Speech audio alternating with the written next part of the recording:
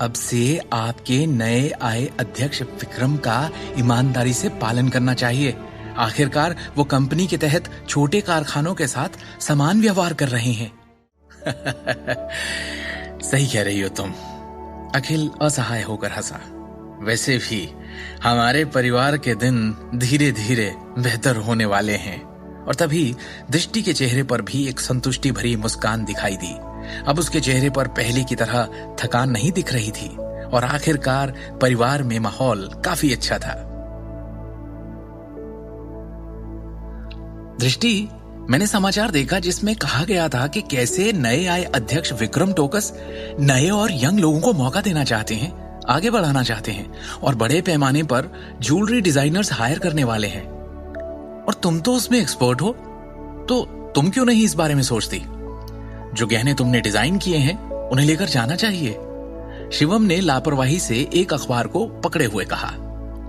तुम तो दिन भर छोले कुलचे भेजते फिरते हो, तो तुम्हें गहनों के बारे में या इस बिजनेस के बारे में कैसे पता? सिमी ने शकी अंदाज में पूछा। दृष्टि को इस मामले में तुमसे मार्गदर्शन की कोई आवश्यकता नहीं। शिवम ने बस एक अजीब सी मुस्कान दिखाई और जवाब में ज्यादा कुछ नहीं कहा। वो जानता था कि उसकी पत्नी दृष्टि ने अपने कॉलेज के दिनों के दौरान गहनों और जेड डिजाइन में महारत हासिल की थी।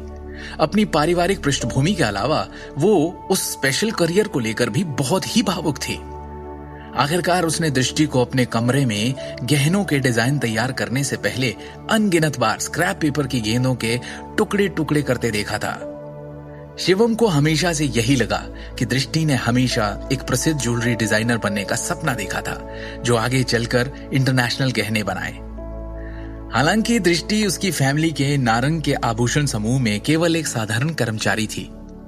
अमिताभ नारंग, जो निदेशक मंडल के प्रभारी थे, उनके द्वारा दबाए जाने के बाद उसके डिजाइन ड्राफ्ट को हमेशा की तरह कभी भी प्रबंधन द्वारा एक्सेप्ट नहीं किया गया था। इसलिए शिवम ने विक्रम को उपहार के रूप में जीवन भर का अवसर देकर दृष्टि की उस इच्छा को पूरा करने का निर्देश दिया था। दृष्टि ने बुदबुदाया। जैसे ही शिवम के सुझाव ने उसका ध्यान खींचा, शिवम के हाथ से अखबार लेते हुए उसने भर्ती में दिलचस्पी दिखाने से पहले कुछ समय के लिए इसे गंभीरता से पढ़ना शुरू किया। शिवम का सुझाव बुरा नहीं है, मैं एक बार जरूर तय करना चाहूंगी, दृष्टि ने कहा। Jewellery design. लंबे समय तक इस क्षेत्र में अध्ययन करने के बाद हमारी बेटी पहले से ही एक विश्व स्तरीय ज्वेलरी डिजाइनर बन जाती अगर उसे कंपनी में इतने सालों से बहिष्कृत नहीं किया गया होता। सिमी ने गर्व से कहा, बेटा तुझे जो करना है कर, मेरा आशीर्वाद तेरे साथ है। आज तक भाई साहब और अजीत के नीचे दबकर खड़े रहना पड़ता था। उनका समर्थन करने के अलावा और कोई चारा नहीं था। व्यवहारिक तौर पर कुछ और कर नहीं सकते थे। अब उन दोनों के पिक्चर से बाहर जाते ही और कंपनी के विभागों में सत्ता में फेरबदल, इस मौके का फायदा उठाने में कोई हर्ज नहीं। मैं समझती हूं, दृष्टि ने कहा, क्योंकि वो पहले से ही खुद को इस मौके को आजमाने के लिए मना चुकी थी।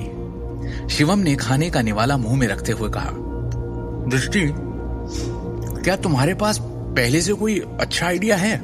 अगर नहीं तो मेरे मन में सच में एक ज्वेलरी डिजाइन का आइडिया है। तुम ये भी जानते हो कि गहने और जेड कैसे डिजाइन किए जाते हैं? दृष्टि ने आश्चर्य से पूछा। शिवम ने मुस्कुराते हुए जवाब दिया, ये मेरे बचपन के दिनों में मेरा शौक हुआ करता था। वैसे मुझे इस बात का हमेशा से अफसोस हुआ है कि मुझे इसके बारे में और जानने का मौका नहीं मिला। शिवम ने सच में अतीत के दिनों में अपने गुरु से गहनों और जेड के बारे में बहुत सी बातें सीखी थी। दृष्टि ने रुचि के साथ कहा, मुझे इसके बारे में बाद में आराम से बताना। खाने के बाद दृष्टि अपने कमरे में लौटी और अपने कबर्ड में से ज्वेलरी डिजाइन के ड्राफ्ट्स के कुछ स्क्रॉल्स निकाले और जाने से पहले शिवम को बोलती हुई गई, शिवम कुछ देर के लिए मेरे कमरे में आओगे प्लीज? अखिल और सिमी ने हैरत में एक दूसरे की तरफ देखा।